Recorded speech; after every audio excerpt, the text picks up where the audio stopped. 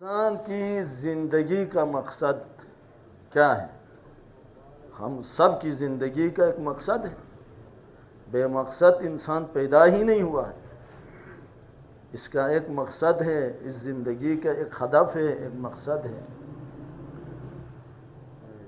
کوئی بھی دنیا میں کوئی بھی چیز خداوند تبارک و تعالیٰ نے جو ہے وہ خلق فرمایا ہے تو بے غرض و بے مقصد و بے فائدہ خلق نہیں کیا.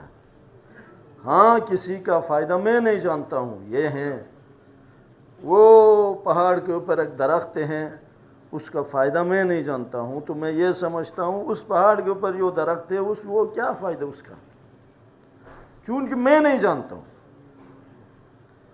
لیکن وہ بھی بے غرض خدا نے پیدا نہیں کیا، یہ بھی آپ کے فائدے کے لیے پیدا کیا ہے. وہ درخت بھی آپ کے فائدے کے لیے پیدا کیا. تو آپ تو ماشاءاللہ انسان جو ہے وہ اشرف مخلوق ہیں، تمام مخلوقات سے افضل ہیں، خلیفۃ اللہ ہیں. یہ انسان یعنی اس انسان سے اپنے خلیفہ اور اپنے پیغمبروں کو چن لیا ہے، منتخب کیا اسی انسان سے. اور اس انسان کی اتنی بڑی عظمت ہے تو کیا اس کی زندگی بے مقصد ہے؟ کیا اس خدا نے اس انسان کو پیدا کر کے اتنے انبیاء، اولیاء، اوصیاء اور کتابیں بھیجی ہیں، کیا اس لیے کہ یہ دنیا میں چند دن زندگی بسر کرے گا بس یہاں تک یہ ہے؟ نا، یہ نہیں ہے. ایک اصل جو زندگی اور کچھ اور ہے. حقیقت میں جو زندگی ہے، جس زندگی کے لیے خدا نے آپ کو، ہمیں جو انسان کو پیدا کیا ہے، وہ زندگی کچھ اور ہے. وہ زندگی ایسی زندگی ہے جہاں فنا نہیں ہے. یہ یاد رکھیں، اس زندگی میں فنا نہیں ہے، بقا ہی بقا ہے، ہمیشہ رہنے والی زندگی ہے. تو بس انسان کو مقصد کے لیے اس دنیا میں بھیجا ہے. وہ مقصد کیا ہے؟ مقصد ہے قرب الہی، مقصد ہے تقرب الہی، اللہ کے قریب جانا اور اللہ کی خوشنودی حاصل کرنا، اللہ کی رضا حاصل کرنا. یہ ہمارا مقصد ہے. اللہ سبحانہ تعالیٰ نے جو بھیجا ہے، اس دنیا میں آپ کو بھیجا ہے تو کس کے لیے بھیجا ہے؟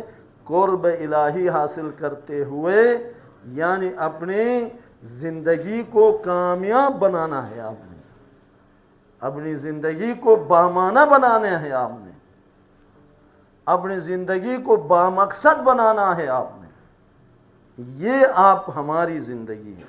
اب آ جائیں اسی کے حوالے سے مولا فرماتے ہیں، 11ویں تاجدار امامت و ولایت فرماتے ہیں،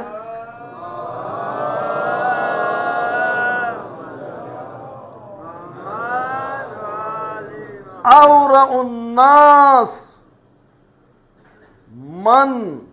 من وقف عند الشبہ. پرہیزگار ترین انسان، خدا کا پیارا انسان سب سے وہ ہے جو حرام تو چھوڑ کے شبہات سے بچتا ہے. کل آپ کی خدمت میں عرض کیا کہ شبہے سے بچتا ہے، شبہے میں بھی ہاتھ نہیں ڈالتا ہے. جس چیز کے بارے میں نہیں جانتا ہے یہ حلال ہے حرام ہے، نہیں جانتا ہے، اس سے بھی پرہیز کرتا ہے. کیوں پرہیز کرتا ہے؟ اس لیے کہ اس کی زندگی با مقصد ہے.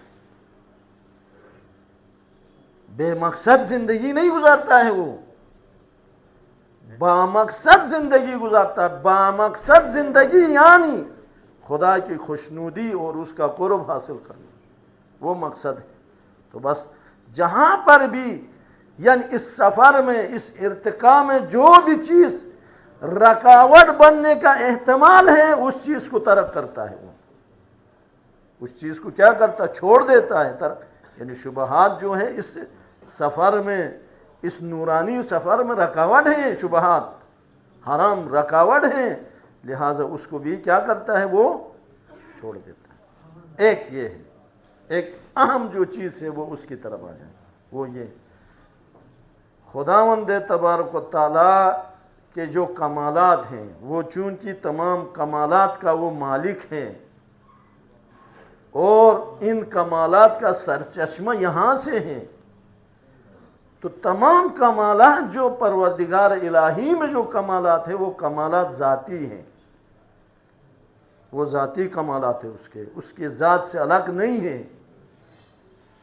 لیکن ہم جو کمال حاصل کرتے ہیں تو وہ کیا ہے؟ کسبی ہے، محنت سے کرنا ہوتا ہے، کوشش سے کمال حاصل کرنا ہوتا ہے۔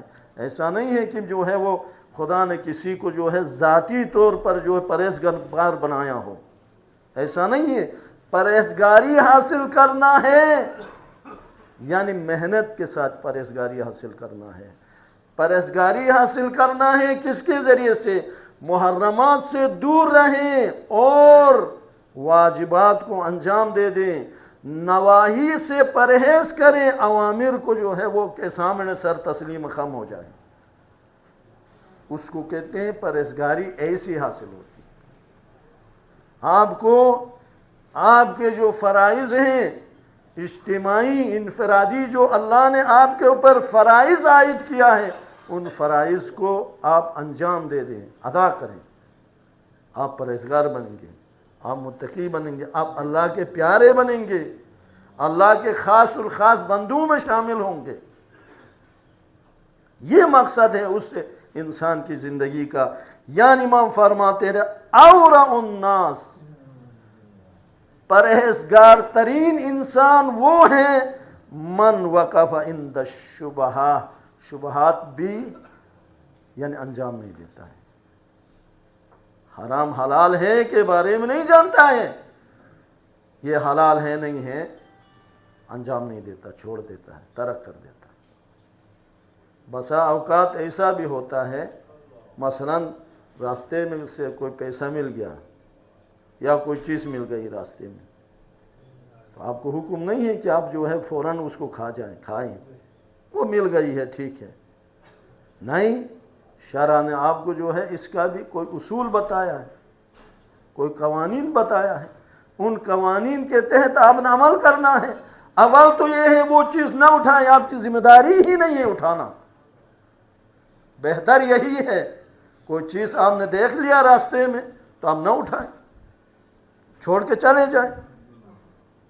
اٹھا لیا آپ ذمہ دار ہیں، جب آپ نے اٹھا لیا تو آپ ذمہ دار ہیں، آپ جو ہے اطلاع دے دیں، آپ جو ہے اشتہار دے دیں، آپ جو ہے وہ کیا ہے اس مالک کو تلاش کریں۔ نہ ملنے کی صورت میں مایوس ہو جائیں، وہ نہ ملنے کی صورت میں کیا ہے اس کے نام پہ صدقہ دینا ہے، کھانا نہیں ہے آپ نے، اس بندے کے نام پہ صدقہ دینا۔ فرض کرے صدقہ دینے کے بعد آ گیا السلام علیکم، وعلیکم السلام، جو پیسے آپ مل گئے تھے جو اشتہار میں دیا تھا وہ میرے ہیں پیسے، مثلا فرض کریں نشاندہی کی یہ نشانیاں تھیں، سچ بتایا اس نے، تو پھر آپ نے صدقہ دے دیا۔ اگر آپ کہیں کہ میں نے آپ کے نام پہ صدقہ دے دیا ہے، اگر وہ راضی ہو گیا تو فہو المطلوب، وہ راضی ہو گیا تو ٹھیک، اگر وہ راضی نہیں ہوا ہے تو آپ نے دینا ہے اپنے جیب سے، آپ ضامن ہیں، آپ ذمہ دار ہیں، اپنے جیب سے کیا ہے اس کو۔ یہ ہیں شبہات، ہمارے یہاں کیا ہے مل گئی ہے، بس ٹھیک ہے جناب، راستے سے مل گئی ہے، شیخ صاحب راستے سے مل گئی تھی میں نے کھا لیا۔ یہ چیزیں ہیں جو انسان کو بسا اوقات خدا کی عبادت اور اطاعت سے دور کر دیتی ہیں، شقاوت قلبی پیدا ہوتی ہے، بے رغبتی بے میلی پیدا ہوتی ہے عبادت میں۔ یہ یاد رکھو، بسا اوقات ایسا ہوتا ہے کہ انسان کو نماز پڑھنا جی ہی نہیں چاہتا ہے، اٹھنا ہی جی نہیں۔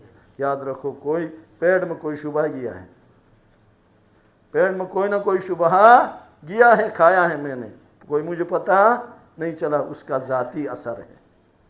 شرع نے آپ کو حرام قرار نہیں دیا ہے لیکن ذاتی اثر اس کا ہے۔ وقت نہیں ہے ورنہ میں آپ کو تفصیلاً بیان کرتا۔ محمد اور آل محمد کے عزت و عظمت کا واسطہ سب